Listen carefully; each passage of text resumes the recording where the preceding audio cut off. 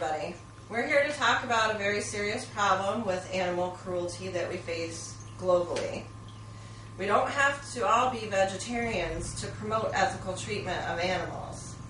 As the dominant species on the planet, we have the means to offer more humane and sanitary conditions for our less fortunate friends and harsher punishment for those who don't abide by the rules. I'm not here to judge you whether you eat meat or don't eat meat, but we need to face the cold, hard facts that there's a problem with the way our animals are being treated. In the United States, we are supposed to have high standards in regulation of slaughter of our animals. But let's take a look and see what you think. Every year, 9 billion chicks are raised for slaughter. They are forced into living spaces that become very cramped. The next step is debeaking them at an early age to prevent pecking one another while living in arrangements that are stressful. This process can create infections, and some birds die from not being able to eat. In the farms that push egg production, male chicks are often thrown away. Some are even mulched in a machine called a macerator. They are thrown into trash bags to suffocate. And for the birds that are kept for production, their living arrangements become cramped and toxic with ammonia odors from the large amount of fecal matter that they're living in. Skin burns and infections are often a result, along with difficulty of breathing. Mortality rates climb as the conditions become worse.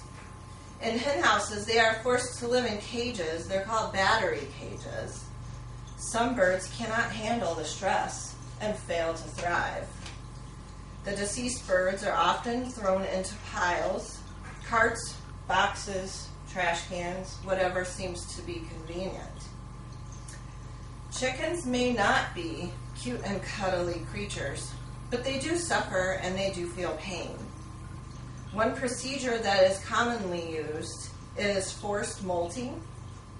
If a chicken is not producing eggs to the satisfaction of the farmer, they are deprived of food and water for up to 14 days, which shocks their bodies into laying eggs.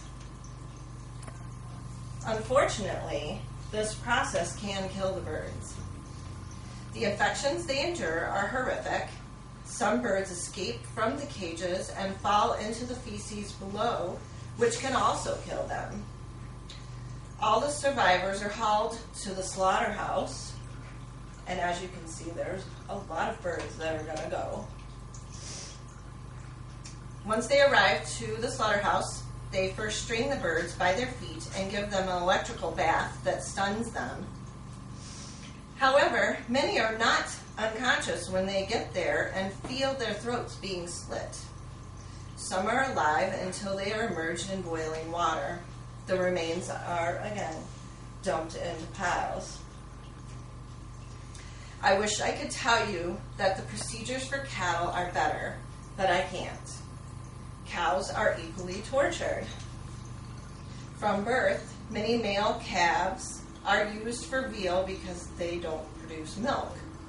They are kept in confining areas, often crates, and chained by the neck to limit their movement. This keeps the meat tender, so it is a process. They are fed a nutritious liquid diet, which can cause large amounts of diarrhea, and some never make it to the slaughterhouse. They have found them along the side of the road. All of the cattle endure torture in one way or another. They are either branded, castrated without painkillers, and have their horns removed. The females that are trapped in the dairy farms are often subject to infected udders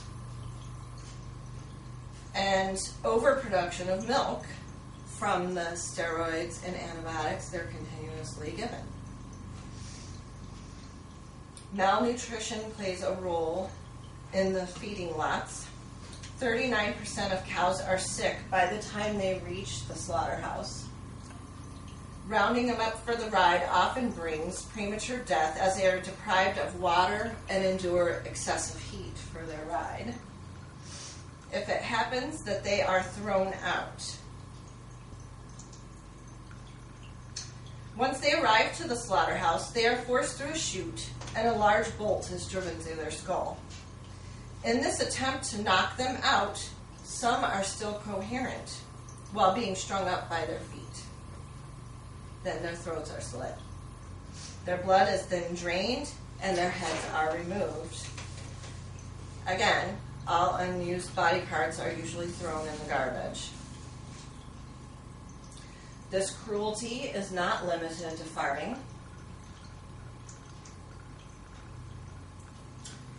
It happens in animals we consider to be pets as well. Most of us know that dogs and cats are eaten in other countries. This is not a practice that's common in the United States. China and Korea have large meat markets that include dog meat right on the streets. They drive with pickup trucks and stack crates on top of one another and bring them to the meat markets to be killed. Not only are the dogs stacked in each cage, but the cages are often dropped, kicked, and thrown as they're moving them around.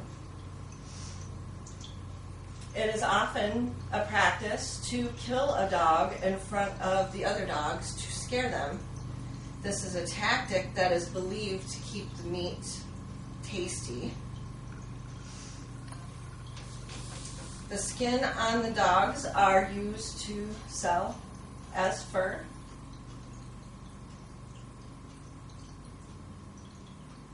And the meat is sold right on the streets.